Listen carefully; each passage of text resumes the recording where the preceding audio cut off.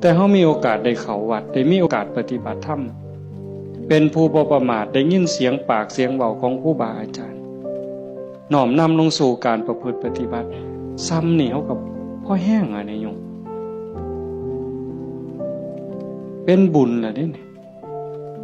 เกิดปีติเกิดความอิ่มใจแล้วก็ตั้งตนในความบ่ประมาทอีกอันนี้หมายถึงบุญเฮ็ดปั๊บก็เกิดความสุขใจอิ่มใจปั๊บ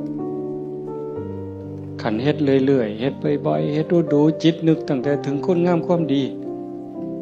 บัดเจ็บบัดป่วยบัดไข้บัดหนาวบัดสิล้มสิตายนิมิตที่มันดีมันงาม